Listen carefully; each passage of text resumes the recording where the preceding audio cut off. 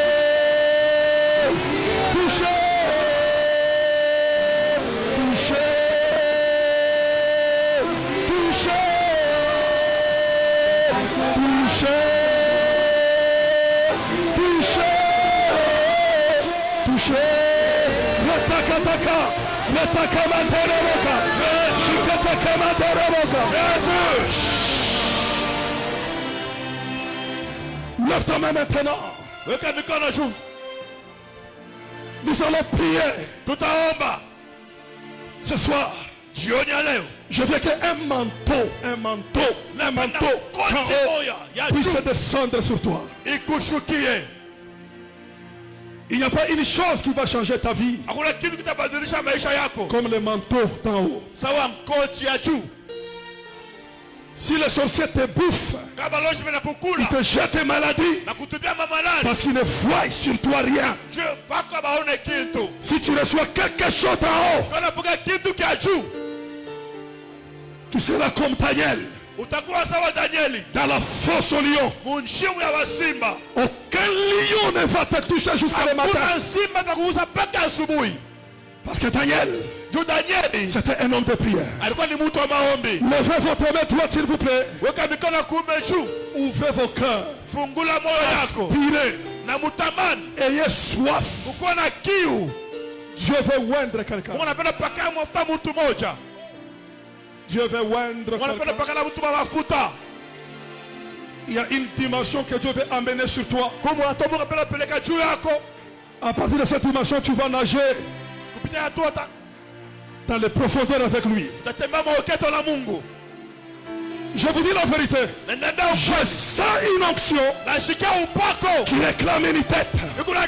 Je sens une onction qui réclame une tête. Ce soir, il y a quelqu'un que Dieu va oindre.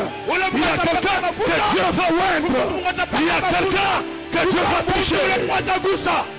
Je ne sais pas si j'ai pas de qui. Il y a une puissance de Dieu qui va changer ton histoire. Il y a une puissance de Dieu qui va changer ton histoire. Lève ta main.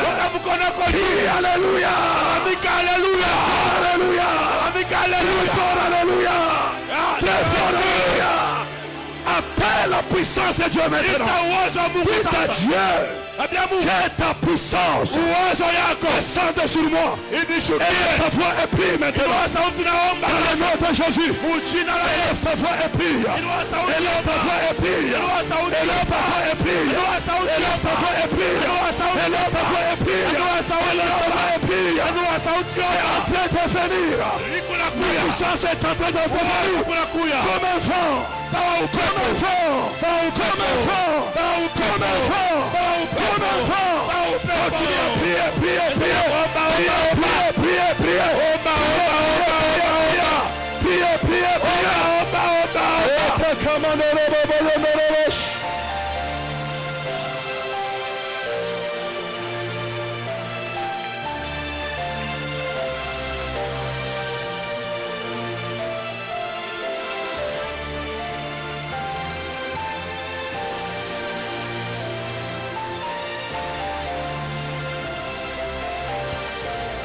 Continue à prier. Continue à prier. Continue à prier. Continue à prier. Le manteau là. Jésus. Le manteau là. Jésus. Le manteau là. Jésus. Le manteau là. Reteketa. Shikerebe yanda ya mama mama mama mama. Reteketa kata. Shikerebe kanta ya makanta. Reteketa kamandere kama. Shikerebe kanta ya makondere ka. Shikerebe kanta ya mama mama mama. Shikerebe kanta ya mama mama. Shikerebe kanta ya mama mama. Le soir, reteketa kata. Shikerebe kanta. Reteketa kata. Elle est en train de il est en train de souffler. Il est en train de souffler. Il est en train de souffler. Il est en train de souffler. Il est en train de souffler. Reçois maintenant. Reçois maintenant. Reçois maintenant. Reçois maintenant. Reçois.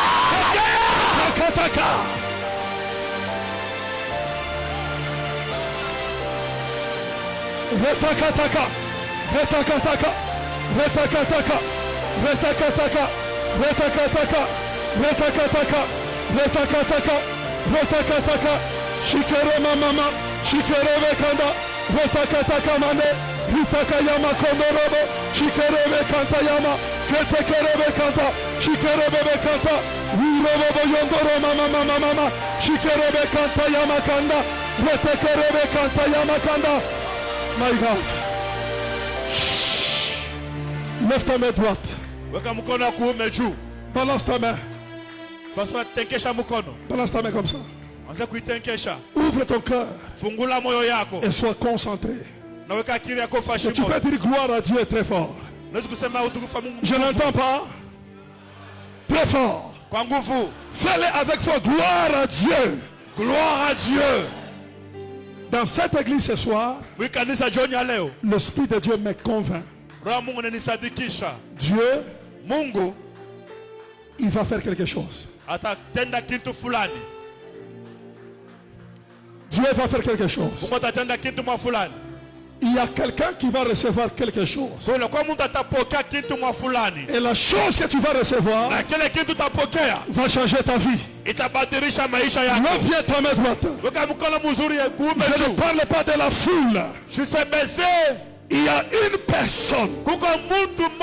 Il va recevoir quelque chose. Il y a une portion d'en haut. Il y a un don spirituel. Il y a quelque chose d'en haut qui va descendre sur toi. Je parle de toi. L'onction va te localiser. L'onction va te toucher. L'onction va te localiser. Et l'onction va te toucher.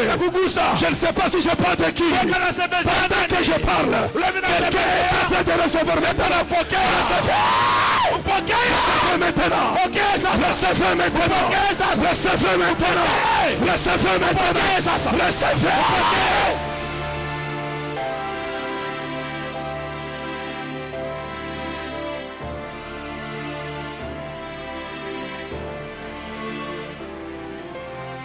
Il y a des gens qui étaient étouffés.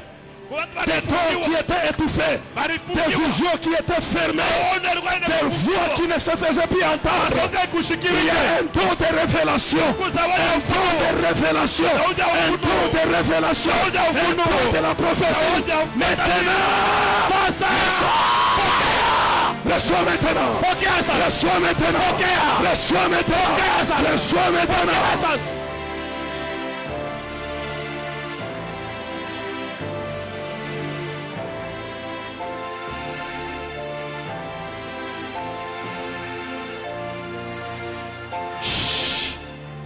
Avant que je ne prie pour vous, priez pour les malades, les gens qui ont des cas difficiles. Dieu me dit, nous allons briser ce soir l'esprit de l'opposition. Toutes les choses qui s'opposent à ta vie, toutes les choses qui refusent que tu fasses un pas de plus. On t'a refusé beaucoup de choses. Il y a des barrières devant toi. Chaque fois que tu veux faire un pas de plus, il y a des empêchements. Il y a des barrières. Ce soir, je sais qu'il y a une onction supérieure ici. Nous allons marcher sous l'opposition. Les barrières invisibles, ils vont se briser. La chose qui ne venait pas finira par venir. Là où tu n'arrivais pas, tu vas commencer à arriver. Parce que l'opposition sera brisée. Lève ta main droite maintenant. Répète après moi. Dans le nom de Jésus. Dans le nom de Jésus. Très fort. Dans le nom de Jésus. Dans le nom de Jésus. Tout esprit d'opposition. Tout esprit d'opposition. Tout esprit de résistance. Tout esprit de résistance. La sorcellerie de ma famille. La sorcellerie de ma famille. Les complots des ténèbres. Les complots des ténèbres. Esprit de maladie. L'esprit de maladie. De pauvreté. L'esprit de pauvreté. Esprit de stérilité. Maintenant, sois brisé, sois brisé, sois brisé, sois brisé. T'appelles me briser l'opposition. Au nom de Jésus, quel est le pouvoir de l'opposition? Sois brisé ce soir.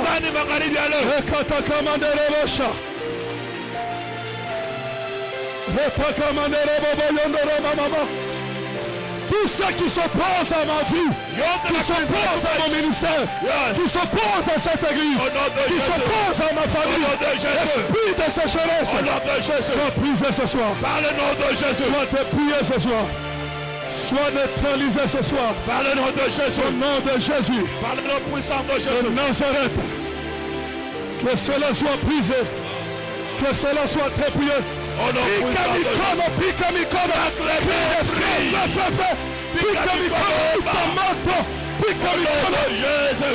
Tout esprit d'opposition, esprit de maladie, sur tous les plans, esprit de maladie, tous les domaines, esprit de maladie, esprit de maladie, esprit de l'orage, par le nom de Jésus, par le nom de Jésus, maintenant, par le nom de Jésus, au nom de Jésus, au nom puissant de Jésus. Lève les mains, je vais prier pour vous. Je vais prier pour vous. Et enfin, nous donnerons les offrandes à Dieu pour un pas de plus dans ta destinée. L'incassable sera cassé. Ce qui t'a arrêté sera arrêté. Ce qui t'a bloqué sera bloqué. Ce qui t'a empêché sera empêché. Lève ta main comme ça. Lève ta main. Je vais prier pour vous.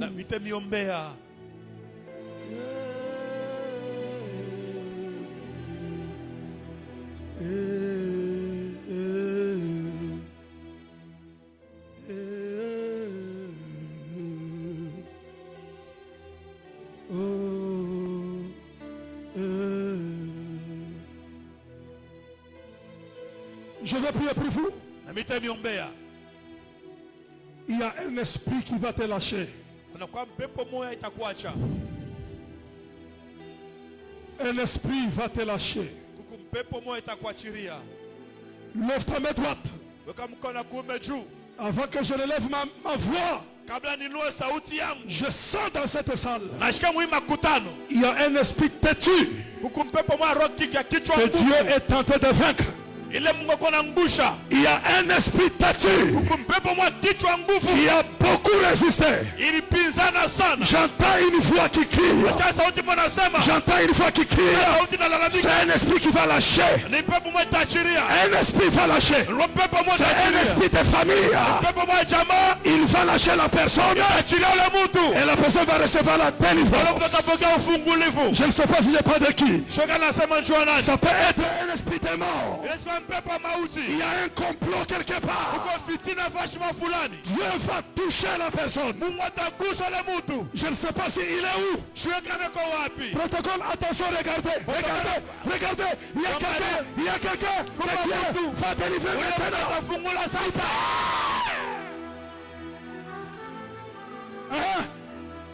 En poussant les cris.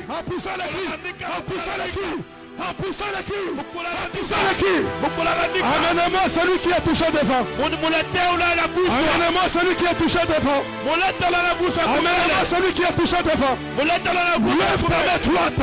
Il y a un esprit de maladie, un esprit de la sorcellerie qu'on a jeté sur toi comme un mauvais sort. Ça va tomber par terre. Ça va tomber par terre. Ça va tomber par terre. Ça va tomber par terre. Ça va tomber par terre. 1, 2, 3, 4. Libérez maintenant, libérez. Au nom de Jésus.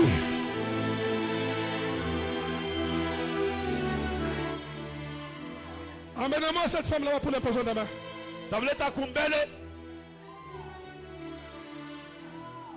Ouais, vous l'amenez ici pour l'imposition de main.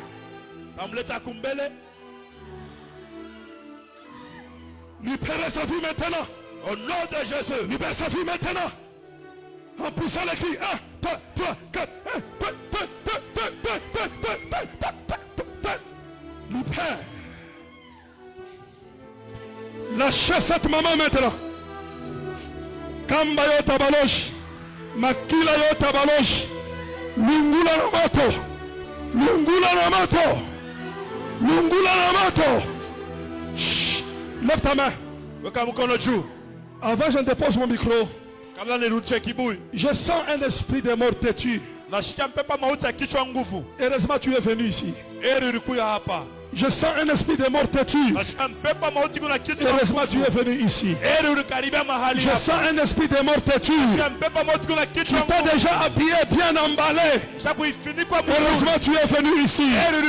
L'onction te cherche maintenant. L'onction te cherche maintenant. Toi esprit de mort. Toi esprit de mort. Manifeste-toi maintenant. Dans le nom de Jésus. Libérez maintenant au nom de Jésus. Prends tes bagages et va-t'en.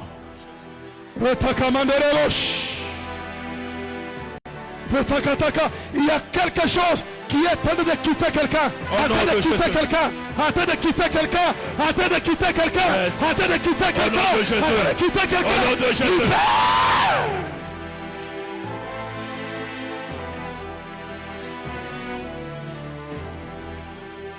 Mets ta main sur ton cœur. Je prie pour toi maintenant. Que ta vie soit débloquée. Amen. Si tu étais malade, quelle que soit ta maladie, reçois la guérison. Amen. Si tu avais une complication, quelle que soit la complication, reçois la solution maintenant. Amen. Reçois la solution maintenant. Amen. Que la main de Dieu va vers toi. Amen. La main de Dieu va vers toi. Amen. La main de Dieu te touche. Amen. La main de Dieu te touche. Amen. La main de Dieu te touche. Amen. La main de Dieu te touche. Amen. La main de Dieu te touche. Amen. Sois libéré. Au nom de Jésus. Je proclame le miracle. Amen. La liberté de l'étoile. Amen. La liberté de la destinée. Amen. L'éclat de ton étoile est libre. Dans le nom de Jésus. Au nom de Jésus. Il apprend une offrande. Une offrande particulière. Tu vas tenir ça entre tes mains. Et tu vas prendre cette offrande.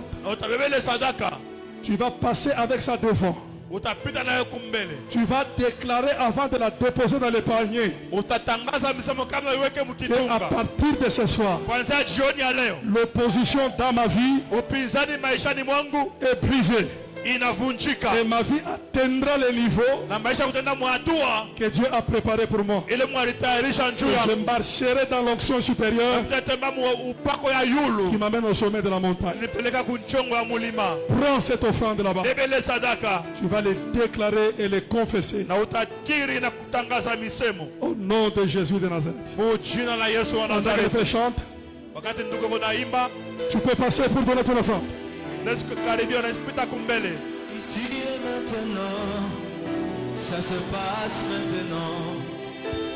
Ici et maintenant, touché. Ici et maintenant, ça se passe maintenant.